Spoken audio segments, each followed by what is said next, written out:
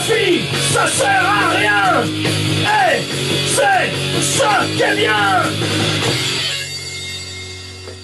Bonjour, c'est bientôt Noël, en tout cas si vous découvrez cette vidéo au moment de sa publication. Alors pour cadeau de Noël, je vais vous faire deux vidéos, d'abord celle-ci et puis une autre que je mettrai en ligne immédiatement là, quelques jours après celle-là. C'est Noël, c'est donc aussi le moment idéal pour essayer de parler de la religion et plus particulièrement d'une notion philosophique, la mort de Dieu chez Nietzsche. Il y a une anecdote amusante qui raconte que dans les années 70, sur un mur de la Sorbonne, un étudiant avait écrit « Dieu est mort, signé Nietzsche ». Et quelqu'un avait rajouté en dessous « Nietzsche est mort, signé Dieu ». Alors cette anecdote est assez amusante, mais ça ne nous éclaire pas beaucoup sur ce que Nietzsche voulait vraiment dire quand il parlait de la mort de Dieu. En effet, c'est une erreur d'interprétation assez grossière que de faire de Nietzsche une sorte d'athée militant qui affirmerait simplement son opinion, à savoir qu'il ne croit pas en Dieu et qu'il pense que Dieu est mort. Comme nous l'avons vu dans l'épisode 12 de ces vidéos, l'opinion des gens, leurs croyances ou leur athéisme n'ont absolument aucun intérêt en philosophie, et d'ailleurs un peu aucun intérêt nulle part. La question qui nous intéresse vraiment ici est donc de savoir ce que Nietzsche veut dire quand il affirme que Dieu est mort. Pour comprendre, je vous propose de résumer toute l'histoire de l'humanité occidentale en exactement 3 minutes. Top chrono. Il était une fois des bactéries qui, à force de faire plein de trucs bizarres au fond de l'eau pendant des millions d'années, ont fini par faire des dauphins. Les dauphins étant des animaux très bizarres, ils ont eu l'idée de sortir de l'eau pour se faire pousser des pattes et devenir ensuite des singes. Puis les singes, à force eux-mêmes de faire des trucs assez bizarres pendant pas mal de temps, ont fini par devenir des Grecs. Non, des Grecs. Merci. Au-delà de la plaisanterie, ce que je veux dire, c'est que la civilisation grecque ancienne, et aussi l'Antiquité romaine qui la prolonge, correspondent à des époques où l'humanité est encore extrêmement ancrée, voire quasiment confondue, avec le mouvement de la nature. Les bactéries, les dauphins, les singes, etc.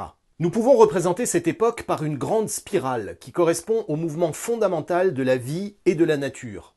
Dans ce grand mouvement de la nature, il y a bien sûr des dieux, une multitude de dieux pleins de passions et de contradictions, des dieux qui, notons-le, sont créés par la nature et non pas l'inverse. Dans cet agencement, l'être humain a finalement une place extrêmement réduite. Il est essentiellement pris dans le vaste mouvement de la nature auquel il se soumet en essayant de faire ce qu'il peut, et éventuellement d'être héroïque. D'où l'importance dans les grands textes grecs, par exemple l'Iliade ou l'Odyssée, de la notion de destin et de fatalité divine, c'est-à-dire en fait de fatalité naturelle. Dans ce rapport au monde spécifique, l'être humain peut certes s'occuper de gérer les affaires courantes, comme par exemple la vie de la cité et son organisation, mais il ne va pas du tout s'occuper ni de contrôler la nature, ni encore moins de discuter directement avec les dieux.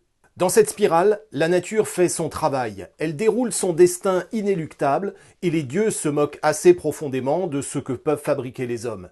Ils sont là-haut sur le mont Olympe dans un bienheureux éloignement pour employer l'expression de Walter Friedrich Otto. Tout ça va radicalement changer avec la montée en puissance des 3 religions intimement liées et similaires que sont le judaïsme, le christianisme et l'islam. Et en Occident en particulier, le christianisme qui va se diffuser et même devenir, avec le baptême de Clovis, une religion d'État. En effet, dans le christianisme, Dieu, un Dieu unique et assez autoritaire, crée la nature de toute pièce et selon sa volonté.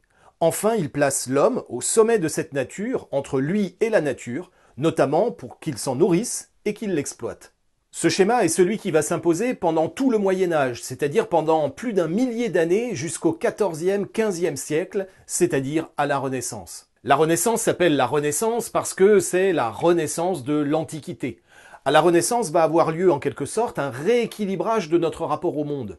Nous allons retrouver un entrelac de différentes choses que nous pouvons à nouveau représenter sous la forme d'une spirale. Dans notre spirale, d'abord, nous allons retrouver le triptyque de l'Antiquité, homme, Dieu, nature, dans une articulation beaucoup moins hiérarchique que dans le Moyen-Âge. À la Renaissance, en effet, on s'intéresse à nouveau à la nature, et on lui prête même parfois un caractère divin. C'est pour ça, par exemple, que dans la chapelle Sixtine, c'est-à-dire une église, au plafond, y a plein de messieurs tout nus. Mais la Renaissance n'est évidemment pas une simple répétition de l'Antiquité grecque. La Renaissance, ce sera surtout l'apparition de 2 notions très importantes qui vont ouvrir la voie vers notre civilisation moderne et actuelle, c'est-à-dire l'histoire et la technique. La Renaissance est en effet le moment où l'humanité va réellement envisager à la fois de prendre en main son destin historique et son destin technique. Machiavel, par exemple, à cette époque, va écrire son fameux ouvrage « Le Prince », qui ne parle pas de théologie politique, mais bien purement et simplement de stratégie politique pour conquérir, garder et bien exercer le pouvoir. Pour l'essentiel, sans référence à Dieu, donc avec une autonomie de la raison humaine, notamment dans le domaine politique. D'un point de vue technique, la Renaissance marque les tout premiers pas de la médecine moderne, de l'étude du corps, mais aussi du développement de la science et des moyens de transport, en particulier, évidemment, la marine, qui va autoriser les fameuses découvertes et les conquêtes, notamment celles de l'Amérique. Et ainsi, à la fin de la Renaissance, au XVIIe siècle, un certain Descartes va formuler ce qui constitue encore aujourd'hui le fond même de notre rapport au monde. L'homme, grâce à sa raison, sa science et sa technique, se rend comme maître et possesseur de la nature. Et c'est ce modèle-là qui va fondamentalement s'imposer, non seulement en Occident, mais pour ainsi dire à un niveau finalement planétaire. Au XVIIIe siècle, l'homme va prendre son destin en main, notamment avec le développement de l'idée de démocratie, de république et de l'état de droit. Au XIXe siècle, ce sera l'explosion du développement industriel, de l'économie et des technologies.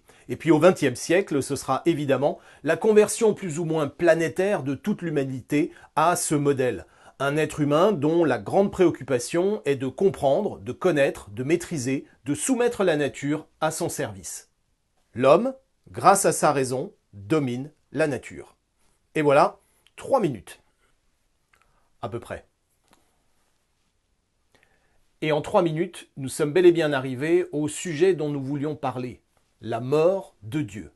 Car dans ce schéma, nous voyons bien qu'il y a bien quelqu'un qui a disparu en route. Dieu. Ces explications nous permettent en effet de comprendre pourquoi Nietzsche affirme à la fin du XIXe siècle que Dieu est mort. Et il ajoute parfois « c'est nous qui l'avons tué ». En effet, si l'homme a désormais pour obsession quasi exclusive de maîtriser et contrôler la nature, il est bien évident que notre rapport à la nature n'a plus rien à voir avec le monde de l'Antiquité. Nous ne nous laissons plus du tout porter par la nature divine et la fatalité de notre destin. Bien au contraire, nous voulons plutôt prendre la place de Dieu et tout connaître et tout maîtriser. Nous ne voulons pas non plus, dans la modernité, nous soumettre à la volonté divine ou à des textes religieux. L'être humain se place au centre du jeu, voire plutôt à son sommet, et c'est lui qui entend diriger les choses en fonction de sa propre volonté et de son propre intérêt.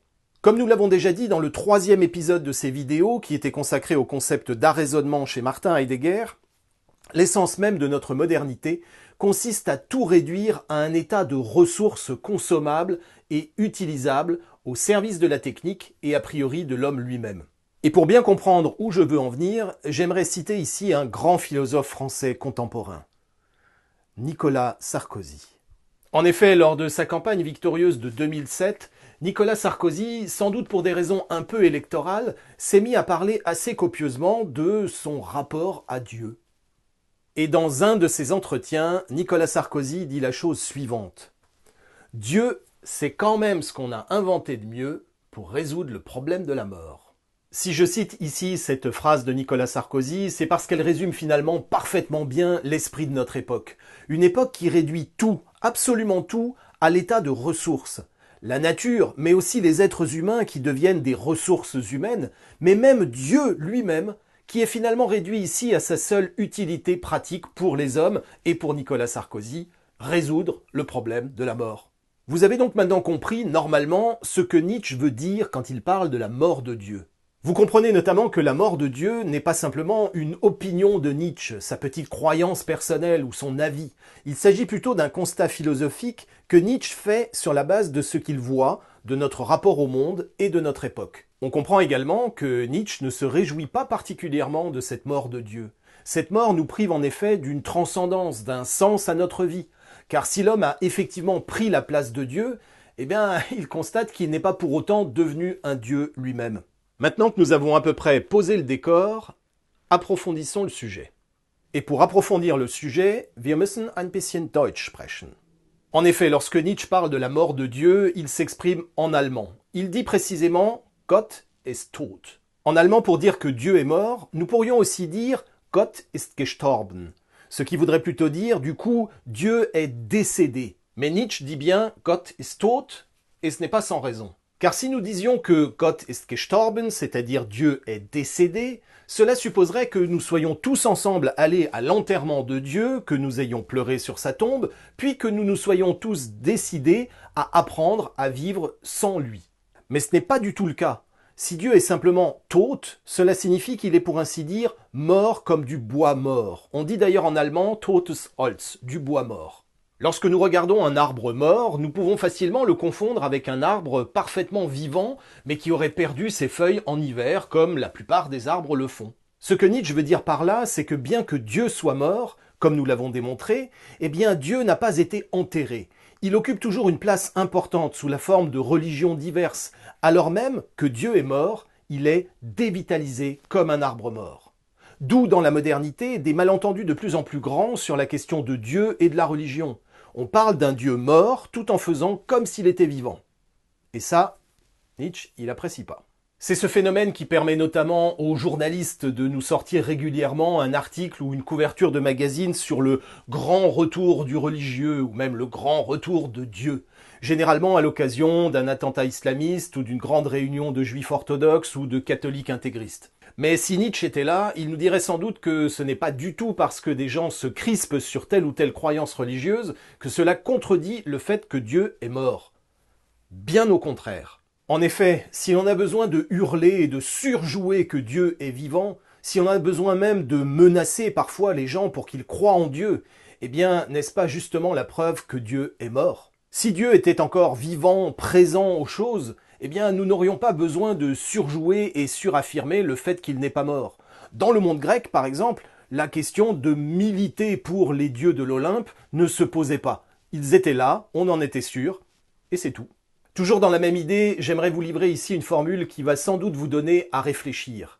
C'est une formule de Martin Heidegger dans ses Chemins qui ne mènent nulle part, précisément dans le texte qu'il consacre à Nietzsche et à la question de la mort de Dieu.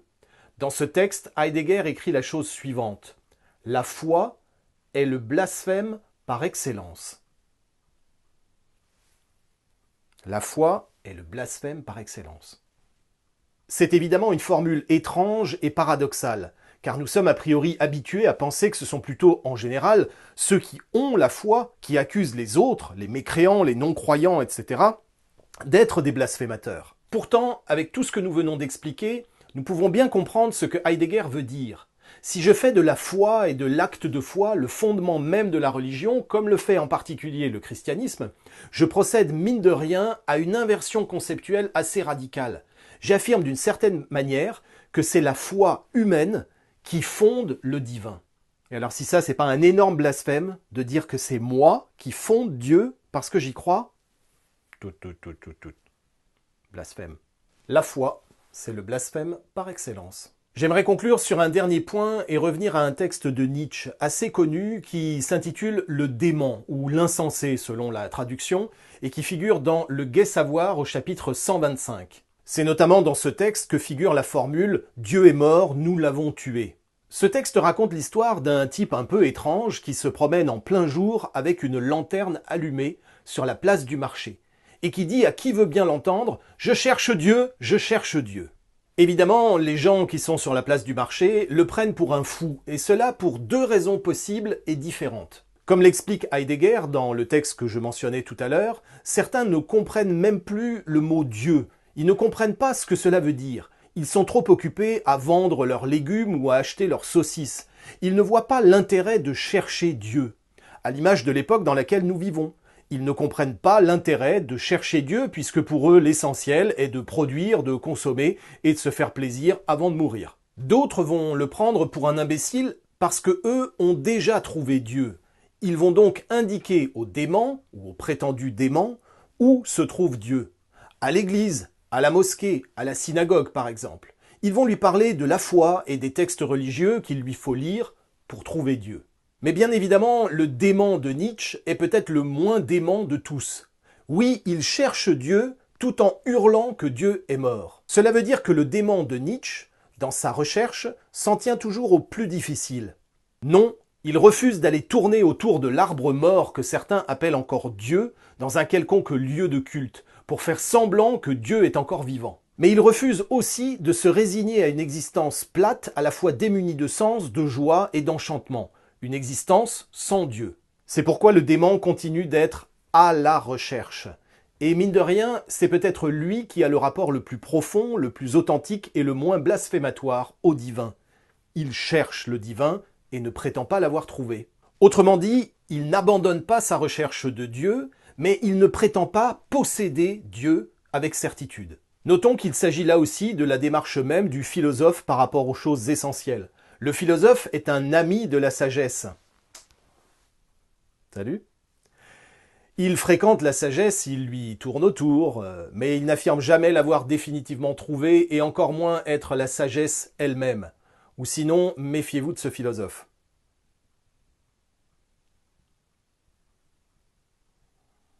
Voilà pourquoi je vous souhaite de continuer de chercher Dieu, ou du moins de chercher la sagesse.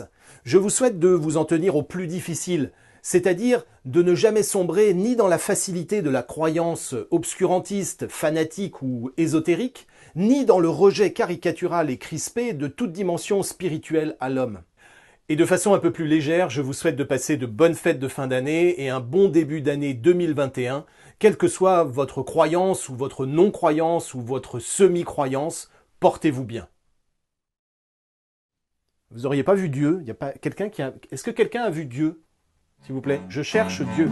Je cherche Dieu.